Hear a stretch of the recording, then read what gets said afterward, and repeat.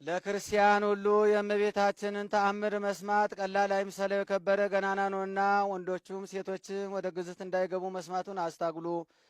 አስቀድመን እንደተናገርን የታወቀ ምክንያት ኃጢአት ደዌ ካልከለከለው በዚች ቀን ታምሯን ሰምቶ የሚቻለው ስጋውን ደሙን ይቀበል። ስጋውን ደሙን መቀበል ካልተቻለው ታምሯን ሰምቶ ወደ ቤቱ ይሂድ። ስጋውን ደሙን እንደተቀበለ ይሆንለታል፣ ይደረግልኛል በማለት ቢሰማ የእመቤታችን ቃል ኪዳን ተአምሯን የሚንቁ የሚያቃልሉ ግን የወልደ እግዚአብሔርን ሰው መሆን ከማመን የወጡ ናቸው። ከክርስቶስ ወገኖች ከምእመናን ጋራም አይቆጠሩም። በጴጥሮስና በጳውሎስ በቃላቸው ስልጣን ፈጽመው የተወገዙ የተለዩ የተረገሙ ናቸው እንጂ አባ ሚካኤል አባ ገብርኤል በምንባል በእኛም በቃላችን ስልጣን ፈጽመው የተወገዙ የተለዩ ይሁኑ። እኛም የእነሱን ስልጣን ይዘናልና ወልድ በጌትነቱ እስኪመጣ ለዘላለሙ በእውነት የእመቤታችን በዓሏን እንደ እሁድ ሰንበት የማያከብረውን ስለዚህ በማይፈታ በጽኑ ስልጣን ፈጽመን አወገዝን። የእመቤታችን በዓላቶቿን የሚያከብር የታዘዘውን የሚሰራ በዚህ መጽሐፍ የተጻፈውንም የሚፈጽም ግን እስከ ዘላለሙ ድረስ ስሙ የተባረከ ይሁን፣ አሜን።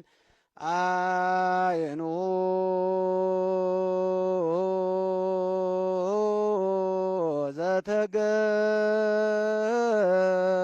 ዘተገብረ ፈውስ እምቀንበት ትወለድ ድንግል እምቤተ ክህነት ወንግሥት መድኃኔዓለም ኮነ ደበዜ ክርስቶስ እሰግድ ለተአምርኪ በአብራከ ሥጋ ወነፍስ በከመ ሰገደ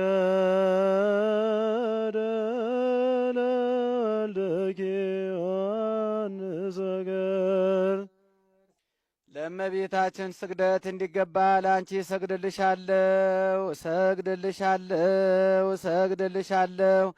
እግዚአብሔር ካንቺ ሰው ሆኖ ሙሽራ ከጫጉላ እንዲወጣ ካንቺ ወጣ። እመቤቴ ማርያም ሆይ ደስ ይበልሽ ብሎ ዮሐንስ አፈወርቅ በድርሳኑ እንዳመሰገነሽ እኔም አመሰግንሻለሁ። የጠፋ በግ አዳምን የፈለገው ባገኘውም ጊዜ የተሸከመ እውነተኛ ቸር ጠባቂያችን ክርስቶስ ካንቺ የተወለደ እመቤቴ ማርያም ሆይ ደስ ይበልሽ። እግዚአብሔር በደን የጣላት ሔዋን ጽኑ የሚጎዳ ማሰሯ ባንቺ የተቆረጠላት እመቤቴ ማርያም ሆይ ደስ ይበልሽ።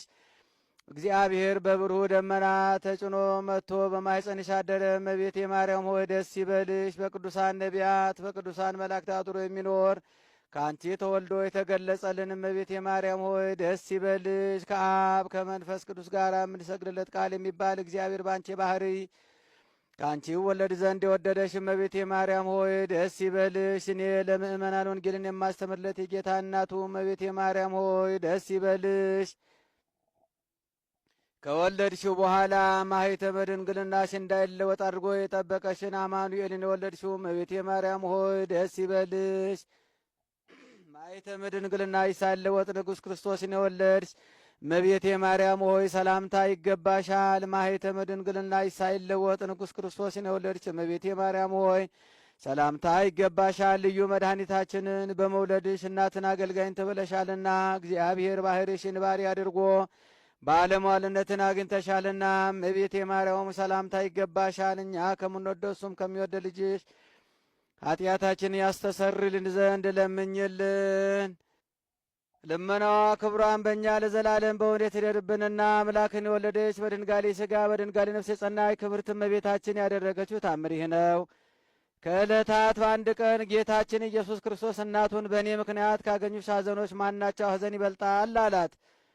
እመቤታችን ፈጣሪ ጌታዬ በእኔ ዘንድ እኒህ 5 ሐዘናት ይበልጣሉ አለችው። ከ5ቱ አንዱ አይሁድ እንዲገድሉህ በቤተ መቅደስ ስምዖን ትንቢት በተናገረ ጊዜ ነው። ሁለተኛውም 3 ቀን በቤተ መቅደስ ፈልጌ ባጣሁ ጊዜ ነው። ሦስተኛውም እግርህንና እጅህን አስረው በጲላጦስ አደባባይ የገረፉህን ግርፋት ባሰብኩ ጊዜ ነው። አራተኛውም በዕለተ ዓርብ ራቁትን ቸንክረው በሁለት ወንበዴዎች መካከል እንደሰቀሉ ባሰብኩ ጊዜ ነው አለችው። አምስተኛውም ወደ አዲስ መቃብር ውስጥ እንዳወረዱ ባሰብኩ ጊዜ ነው። ጌታችንም እናቱን ድንግል ማርያምን በእኔ ምክንያት ያገኙሽን እኒህን ሐዘኖችና መከራዎችን በሰላመ ገብርኤልንና አቡነ ዘበሰማያትን እየደገመ ያሰበውን ኃጢአቱን እኔ አስተሰርይለታለሁ፣ መንግሥተ ሰማያትንም አወርሳለሁ አላት። እናቴ ሆይ ከሞቱ አስቀድሞ በሦስተኛው ቀን ካንቺ ጋር መጥቼ እገለጽለታለሁ።